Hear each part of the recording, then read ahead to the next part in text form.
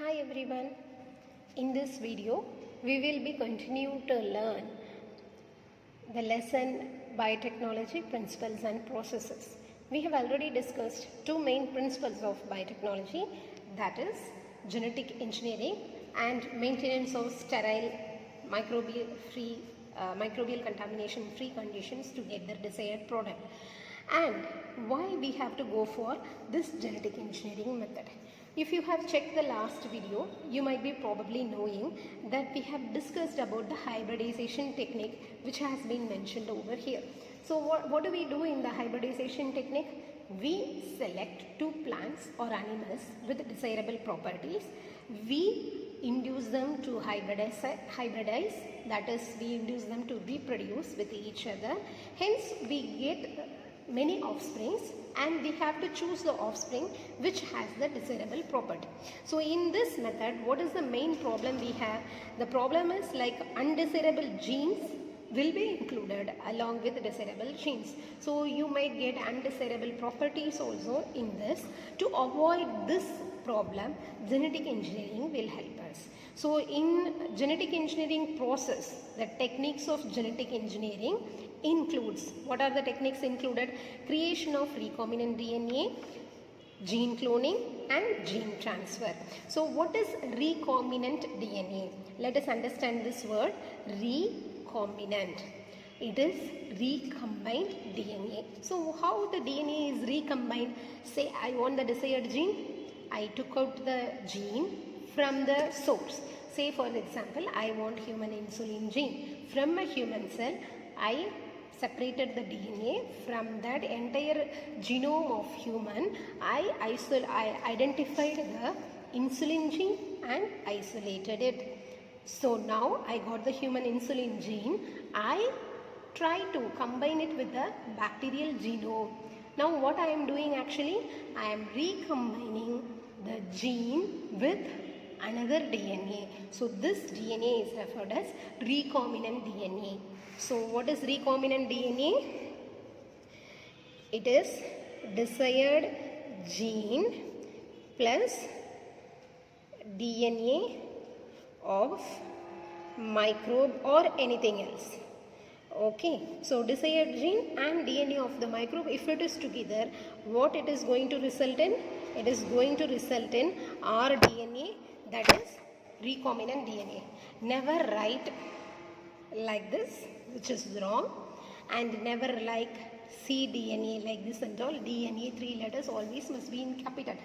It is a blunder if you write so. Okay, please avoid that. So once I got the recombinant DNA, I just have a one copy of recombinant DNA. So is this one copy sufficient? No, it is not sufficient. I should have multiple copies of the recombinant DNA to get the desired product. So I have to clone this. So the gene is multiplied many times. The recombinant DNA is multiplied many times. Can it multiply on its own? Obviously not. So you need to have a microbe. You are going to insert this recombinant DNA into a microbe. The microbe will increase in number. So the gene is multiplied in the number as the microbe reproduce. So once I have to achieve this gene cloning, which means I have to increase the number. For that, first thing, this recombinant DNA first enter into the microbe, which is achieved by gene transfer. So there are various limitations, various methods used for all these processes. That is what we are actually learning in this lesson. So who started all of this process first? Okay, all this process first started by the scientists Herbert and Cohen and Boyer. Okay, Stanley Cohen and Herbert Boyer in 1972. What actually they did is they tried to isolate the plasmid from Salmonella typhimurium. So from this bacteria, they isolated the plasmid. I hope you all are aware what is a plasmid. It is an extra chromosomal circular DNA present in the bacteria, which is not a chromosome basically, but it has certain properties which contributes for the survival of the bacteria. Okay, from this, okay, they have isolated from this bacteria, they have isolated the plasmid, and they have isolated the antibiotic resistance gene from this antibiotic resistance for any antibiotic. They inserted this into the another plasmid and inserted into the E. coli DNA. So for cutting this, they used molecular scissors. Like not the normal scissor. Normal scissors are visible to us, and hence they are useful to cut the visible things which we have. These are molecular scissors because they cut the DNA. These enzymes are usually referred as restriction enzymes. Okay, let us deal with this later. Before that, what and all is needed for gene cloning basically? So I have to do gene cloning. I have to increase the number of DNA. First thing, there must be origin of replication in the sequence, recombinant DNA, so that the more number can be produced. And then the origin of replication not only starts the DNA replication, it is also responsible for copy number. More number need to be produced. So we have to choose all these things. We have to consider everything, then choose accordingly. That is what has been emphasized over here. Then coming back to the restriction enzyme thing. Restriction enzymes, they are called a restriction because they cut at the specific sites.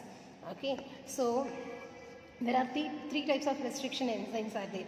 Type 1, type 2 and type 3. They work in a different manner, and we use type 2 restriction enzymes in biotechnological processes because they cut within the specific regions present within the DNA sequence. Okay, so this is being explained over here.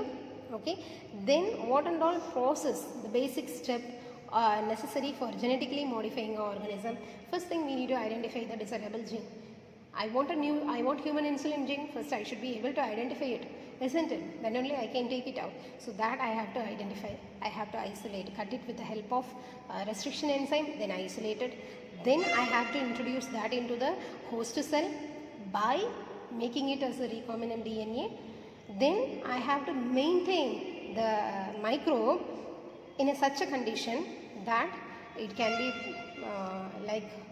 grow into multiple times. So identification of the DNA with the desirable gene, introduction of the identified DNA into the host, and probably you will be introducing them into the in the recombinant DNA form.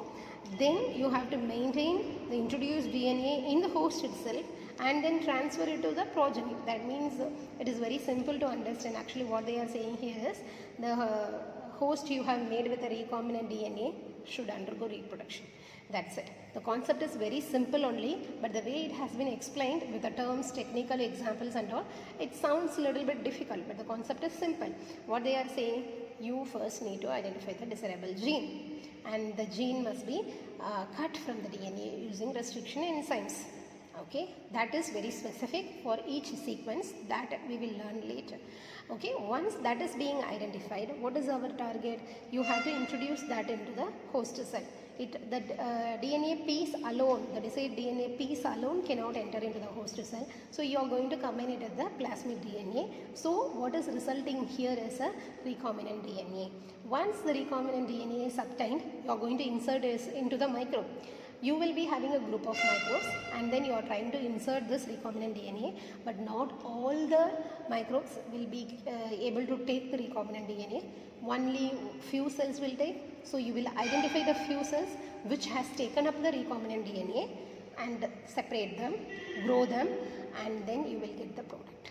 So this is the basic idea behind the entire process of biotechnology. Thank you. We will continue learning the next things over here. Please take an effort, make an effort to learn this lesson very well. In board point of view, this lesson, these two lessons especially, carries around 12 to 14 marks, which is a huge number in my opinion, because out of 17, 12 to 14 marks you are obtaining from a simple lesson which doesn't go beyond 2 lessons together, doesn't go beyond 20 pages only. So I hope you all can learn it very well. Okay, understand the logic behind. Each sentence is important. Each sentence has a concept which has to be understood. You cannot just go through the line by line and get the overall idea and manipulate it as you want or write a story as you want. That cannot be done with the lesson.